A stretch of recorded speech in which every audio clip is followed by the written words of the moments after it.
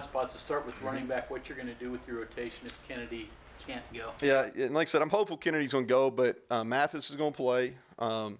Letty, who's got to play better, and he's played better at times. He didn't play very well. He's no different than anybody else on offense though. In that game Thursday night, but Letty will play, Mathis will play, and then Kennedy will continue to play if he's ready to go. Neal, prior to Thursday, the third quarter had been where things had kind of spiraled away from you guys, and that obviously didn't happen against Baylor. What has been causing that, and what was different last week about that? Well, it's kind of everything works in cycles. We've actually, if you go back, even the third quarter versus Missouri, we played pretty good, and then we came out, played really well in the third quarter versus NC State. Then we played, then we went through that spell there where we didn't play good for whatever reason. After Kansas game. Because I think we had 2 or 3 games in a row where we scored the first drive of the third quarter. Then we came out of the locker room pretty strong. We got turned over on the first play the other night, drove it down. We had first and goal in the 9, and that's when the second of the bad snaps occurred. That's something we really concentrate on during the bye week. If you look at it, we call it the middle 8, and it's the last 4 minutes of the first half, first 4 minutes of the second half, and that's something that we really talked to our team about a lot about during the bye week. We changed kind of some formatting of practice where we kind of practice in quarters, the first, second, third, and fourth quarter, and kind of set up practice where we'd be better coming off a break, and I think it did help us. Jack, who's going to back up Austin? Yeah, so Jarrett Dagey and Trey Lowe, I think they'll both have opportunity to potentially see time in this game. We're going to kind of let them compete it out for the backup spot. You mentioned Tonkery having a good game last week. A position change for him. Just what was it about what he did that you liked so much? Well, I thought he did a really nice job blitzing. And the Mike and the bandit positions, the way we're using them right now, aren't a whole lot different. So what we did the other day is we took one linebacker out and played Guzman at what we call our rover position. And Tonker was still playing in the middle of the defense other than he was technically the bandit. But I thought he did a really good job of timing up some of his rushes. I thought he did a good job chasing down the balls. He missed fewer tackles than he has. And I think it's just he's getting more comfortable in what we're doing. With the quarterback thing, the way you said that, do you have a plan to get one or the other in? Is just to get him a series or a couple I think drives? It's fair. I think that's I think we're kind of looking at the quarterback position like we have all our positions on offense. We got to get better, and we're gonna. I'm not necessarily going to broadcast what our plans are because I don't think that does anything but help Texas Tech. But I think we'll have some plans to use those other 2 guys if needed. At this point in the season, what can be done to address drops, which have been recurring? It's really repetitions. I mean, when you go about it, I think some of it's a confidence issue, so you start thinking about it.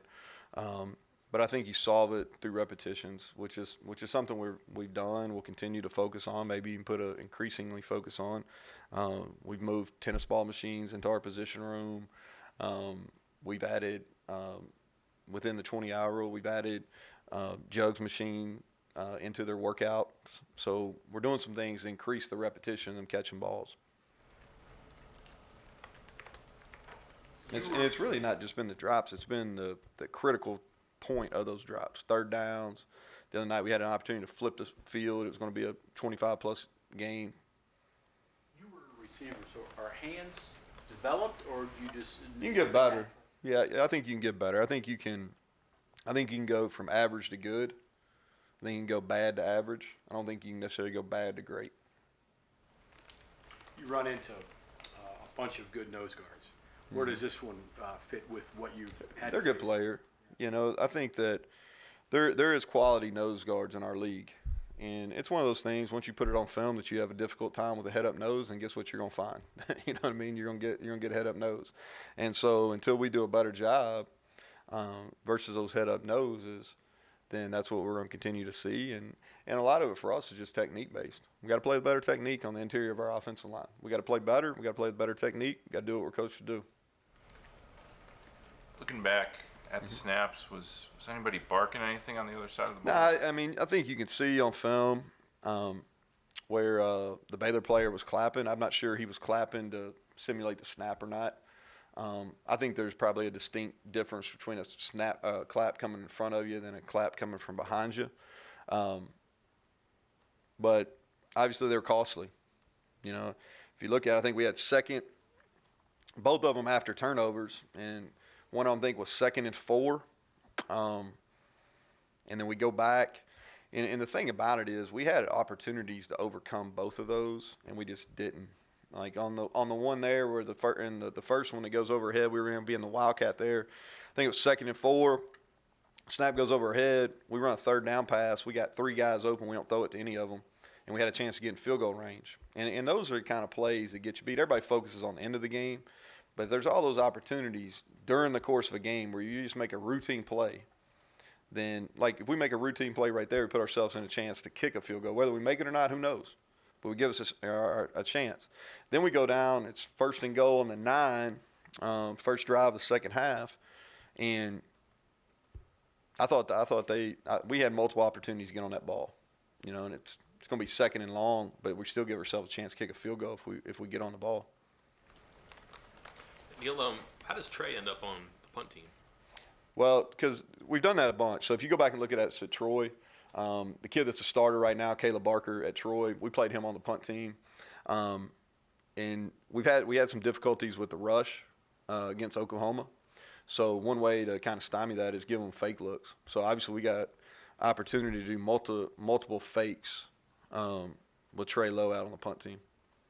But also, is he good at the stuff that you would traditionally do? Yeah, well, and the other thing, too, is, so he's a big kid. He can run. He's strong. And so we're not asking him to do anything overly difficult on that team, but he can run and cover. And it worked. We're going to continue to work him there. It slowed their rush.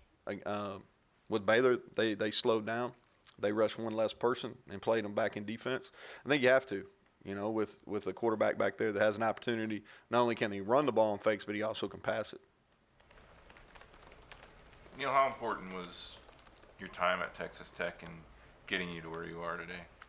You know, I enjoyed our time in Lubbock. My wife and I, we have some really good friends, maybe as good as we've made through all our moves in Lubbock. I think it was important. You know, that was my first Power 5 coordinating experience. It was a unique time in that program's history because of the way Leach left and all that kind of stuff. Was fortunate enough to coach some really good players. We had some really good offenses there. But that's a time that I look back that we definitely enjoyed. Our middle daughter, our middle child, our second daughter, Angela, she was born in Lubbock. Neal, early in the season, we talked a lot about Mike Brown and his relative inexperience. Mm-hmm.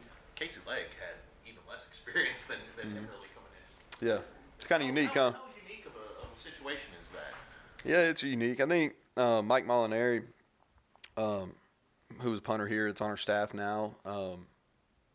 He was, before he became on staff, he was in medical sales, and Casey's dad's an orthopedic surgeon in Charleston. And his dad, the way I understand it, is he just kind of mentioned that Casey started kicking balls, and then next thing you know, Mike's up here and makes the call and says, hey, you want to come try it out? The thing I like about Casey is, like, that's why I would like to see where that kick went. It looks pretty good till it gets blocked, you know? And this is why, because this is what I appreciate about him, is every time that we put him in a challenge situation, he's really risen to that occasion. That's not always the case, especially with specialists sometimes, okay? So we try to put our specialists in as many really kind of gut-wrenching, pressure-packed situations in practice, especially in spring and fall camp. And he has always risen to the occasion. Like, we did it 4 times last week. Once Staley got hurt kind of at the beginning, and we really didn't know if he was going to be able to go or not. We still thought he would be able to right up until pregame warm-ups. But once I thought it was a question mark whether he was going to be able to go, like, he was 4 for 4. And we put, I try to, hey, we got this many gassers, you got this many up downs. If he makes it, we're good. You can practice it over. If he misses it, this is what we got, and he's always answered the bell. So it's unique. You know, he never played. You know, I was telling Molly McGrath about it before the game. I said, hey, you know, she asked me if he was going to kick. I said, yeah. And she said, well, I didn't see it, you know, I didn't see his high school stats. I said, because he didn't have any. You know what I mean? He didn't have any. Look at soccer stats. Neal, how at this point in the season, 7, 8 games, and as a coach and as a team, do you say, okay, the record is what it is, but concentrate on the mission instead? How do you have the ability to put the record out of your mind? Or Yeah, you know, I just think that we've really approached this whole season is, hey, let's just get better. You know, we want to win every game. We're preparing to win every game. Our plan is to win every game. Never gone into a game that we didn't think we had a great opportunity to win it.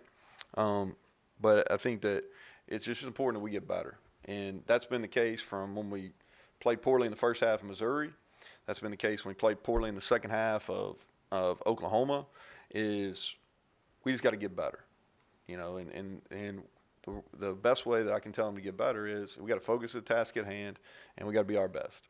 And so that's kind of their message, you know, and I think I spoke about this last week in the press conference leading into the Baylor game, maybe a week ago Tuesday, is, man, we got a lot of hope in this building. You know, there's a lot of reasons to be excited. You know, even our older guys, the seniors, you know, those guys are playing some of the best football they've ever played. So there's plenty to play for them.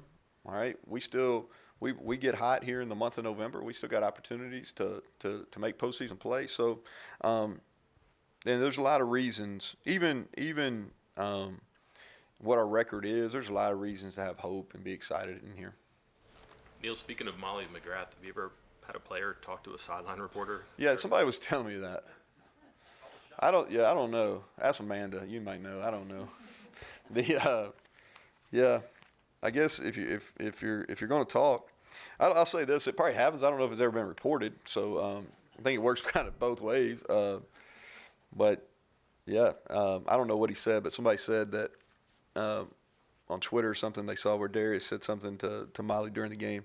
I'm gonna say that's a first. It doesn't stick out in my mind that's ever happened before. He did play really well. Do you know what the message was?